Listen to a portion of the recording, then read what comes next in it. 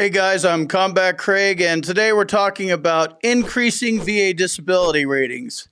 I created a step-by-step guide based on an example of somebody's ratings. We're going to look through them and see where we can file for an increase. So with increases, these are for conditions that are already rated, but you have a low rating. So your condition got worse, your symptoms are worse, and now you're seeking an increase and you need to prove it and win it and all that kind of good stuff. When you go this route and you're looking for increases and you see lots of zeros and 10s and 20s, not everything goes up to 100. So a lot of these have a cap on them. So it's good to look at the rating criteria for each one of your rated disabilities so you know how much higher you have to go. If you have a 10% rating for something that doesn't go higher than 10%, you don't need to focus on that one because you're already maxed out. Also, if you are going after something that's 10% that you may get a 20, you might want to think twice about going after that one, but I'll show you some examples, and those are mainly orthopedic conditions. We're going to be skipping everything that's not service connected because it's not service connected. There's no rating, even at 0%. There's a difference between 0% service connected and not service connected. 0% service connected, you can increase. In this video, we're just going after how to increase your current VA disability rating.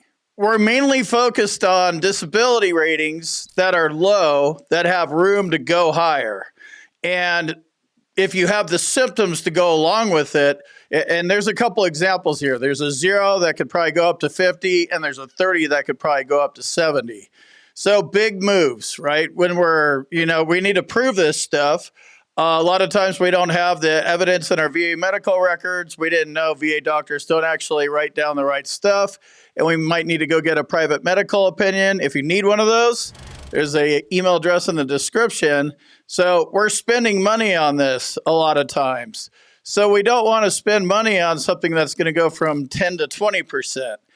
We want to spend money on things that are going to go from 0 to 50 or 30 to 70 as an example. So, not all the time you're going to have to spend money. You may have the evidence in there. You may have talked about your symptoms perfectly, but if not, it gets difficult. We already established service connection here. So we have a rating, so we don't need a nexus or a diagnosis. We just need a doctor to fill out an independent medical opinion or a disability benefits questionnaire showing in his medical opinion why your symptoms are worse and you deserve a higher rating. VA claims are all about strategy. I preach and I teach strategy in my boot camp. Check it out at combatcraig.com. Links in the description. I'm going to hop around here a little bit, but I want to kind of talk about some major points. So what is the max VA disability rating for your knees? So your knees can have 3 separate ratings in each knee. Limitation of flexion, limitation of extension, and instability. So as knees are an orthopedic condition, they're obviously, impacted by our service and life and all that kind of stuff. You may have a 10% or a 20% rating for your knee, but you may also be lowballed. You may deserve, a 10, and a 20 in your left knee, and you can connect your right knee to your left knee and get 3 more ratings over there. So go in and study the rating criteria for your knees, because the max rating for the knee is 60% in each leg. And then when you have both legs connected, you're going to get the bilateral factor as well, which will give you a little bit more of a boost. I'm going to be focusing on the disabilities that get the highest VA disability rating in this example. So in this one, it's pes planus. Right now it's 0%. Pes planus is flat feet. And then the second one is mental health, PTSD. Mental health is all rated under one condition. A 30% mental health rating is low, and I think that one could go up to 70. So we're focusing on the disabilities that can actually pay the highest amount back. This veteran has a 90% rating. So the combined ratings table works against you the higher you get. So you need, high ratings if you want to get a 100% rating or wherever you're trying to go. you're going to see a lot of disability ratings for muscle and joint pain in your records on this example. And basically for muscle and joint pain, these are orthopedic conditions. The average rating is 10 or 20%. So you're going to see a lot of 10s, some 20s, and those are fair ratings. Sure, you could pull teeth and maybe go from 10 to 20, but we're going the path of least resistance here.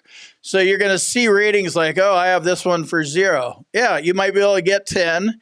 And you may think 10 is low. You're going to need medical evidence if you want to win your VA claim. You need a current diagnosis, current symptoms, and a nexus. If your doctor won't give these things to you, check out my med team. There's an email address in the description. But you have to look at that disability, how the VA rates that disability, and how much room you have to run, and how likely it is to actually get that higher rating. That's another factor. We're going to look at the average VA disability for back pain. Basically, the average is 10%. 20%, you're doing good. 40%, you're doing very well. They just don't pay very high for back ratings. It's just kind of the way it goes. So the way the rating criteria is, your back needs to be horrible, and not according to you, according to them. And it's based on how much you can move it around and stuff like that. So if you have a low ball back rating, you want to think about secondaries. Secondary claim for radiculopathy, the numbness in your legs, a secondary mental health claim for depression. There's other ways to get your back up there. And just kind of in general, secondaries are a thing. Check them out. I've made plenty of videos on them. Also, check out my boot camp if you want to learn more about the VA claims process, want to talk to me. I do live sessions, all that kind of stuff. We can chop it up a little bit. All right, let's take a look at this list. And I'd like to do a caveat here. This is based on, my assessment is not based on, I'm not looking at the medical evidence. I don't know if there's lowballing going on. I don't know how you described your symptoms. I'm just going path of least resistance here. Just like these stand out to me, you know, the claims that I'm talking about, these things stand out to me as claims that are worth pursuing or not worth pursuing.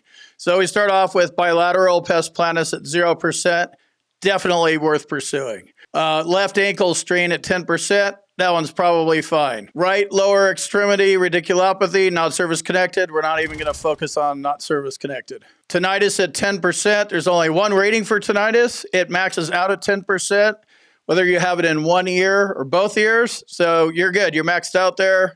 Moving on to the next one. We have right elbow, post-surgery, not service connected. We're not focusing on not service connected. Right hip strain, 10%. Probably a fair rating. Might be worth looking at. I'm not going to be focusing on it. Right upper extremity radiculopathy, 20%. That's a solid rating for radiculopathy. Right knee strain, 10%. This one might be worth looking at. I'm not going to look at it today. Like I said, there's 3 different ratings for your knee. This obviously looks like one rating for the knee. It might be a low rating for the knee. So if you have a rating for your knee, you might want to look into it and see which one, you know, get your VA claims file and go look at what the rating actually is. If you only have a rating for extension and you also have issues with flexion and instability, this might be worth pursuing or going after. And then obviously if it's in your other knee as well, that might be a secondary claim, but we're going to leave this one the way it is right now. We have a lumbosacral strain at 20%. That's a good rating for the back. If we go down, we have a 20% rating for cervical strain, which is your neck, part of the back. And then also a 20% rating for the lumbosacral strain, which is your lower back. So this is basically 2 different back ratings. So 20 and 20, right? 40% for your back is a good rating. There might be some room to move here, but I think this is probably fair based on what I know about how the VA rates the back. Left fourth finger fracture. So like you have 0%. So if you fractured your finger, I've broken fingers. You break them, they heal, no longer a disability, it's healed. So you're not going to get a rating for that. Right elbow scar. I have a right elbow scar. It's tiny. I have scars all over my body.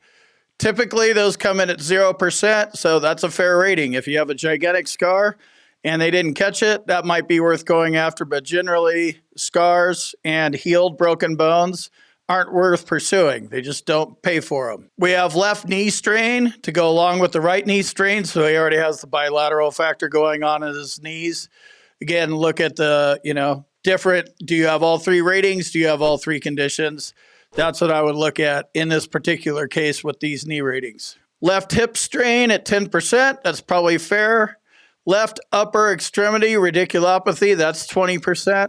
That also pairs in with the right upper extremity radiculopathy. So he has the bilateral factor at his knees and bilateral factor above his waist. So he has multiple bilateral factors below the waist, above the waist. So left and right knee, and then right and left arm. Then we have PTSD, mental health rating at 30%. This has room to improve. And then there's a lower left extremity radiculopathy, 10%. That's probably a secondary, even though it doesn't say secondary, is probably a different rating for the back because this veteran has a pretty bad back. So let's take a look at increasing the pes planus and what's involved with that, and then the mental health. So the pes planus stands for flat feet, aka pes planus is rated under diagnostic code 5276. Flat foot acquired. This is a 0% VA disability rating. So this means the symptoms are mild and you haven't even attempted to use arch supports. So if we take a look at 5276 flat foot acquired and look at the different ratings, you have 50, 30, 30, 20, 10, and 0. So basically it's mild, moderate, severe, and then you have different ratings if you have it in one or both feet. And obviously you can see it makes a difference. So 0 means mild, symptoms relieved by built-up shoe or arch support. So this is one of the things about whatever the foot condition is, they're going to give you arch support. So if they don't work, you need to tell them that they work. If you get arch supports and, you're kind of make an off-the-cuff thing, is it better? And you can't really tell. You're like, yeah, it's a little better. They're going to write that down and say better. So if it's not better, tell them it's not better. I wear arch supports, and it does help, but it doesn't make it better, if that makes sense. So on this one, you want to, what other foot conditions do you have? You have flat feet. What else do you have? Do you have plantar fasciitis as well? Go to a podiatrist and get all of your feet checked out, all the different things. I have like 4 conditions in my left foot and a couple in my right foot. And I got them all service connected and secondaried up and a 50% rating. So it's a good solid rating. That's my situation. I don't know what yours is. I just know what happened to our feet and what happens in life, right? So check it out and make sure that you're rated properly. 0% is low. For sure, there's room to run here. The second one is the mental health rating. So it's 30%. So if we look at the law, it's all based on social and occupational impairment. It's not how many diagnostic codes you have for mental health. I have 5 of them, but how does it affect my social and my work life? A 30% rating, occupational and social impairment with occasional decrease in work efficiency. So you have occasional problems at work and or in your social life. And you have intermittent periods of inability to work. This one doesn't even really make sense to me. I get it because they like the lowballing. But you either have problems at work or at home, period. And they're usually pretty bad. Mild probably means you're not talking about your symptoms. So the next one up is a 50% rating, and that's occasional, and that's occupational and social impairment with reduced reliability and productivity due to such symptoms as, and then they list out symptoms. So this is reduced reliability versus occasional decrease. We're going for the 70% rating because that's the fair mental health rating. Once we take an inventory of what we're really like, divorce is what we're like at work, how much we struggle going to work, road raging on the way to work, road raging in the office, whatever it is. So 70% rating is occupational and social impairment with deficiencies in most areas. And it all comes down to the wording. So basically deficiencies in most areas, right? Like most areas of my work and social life have problems.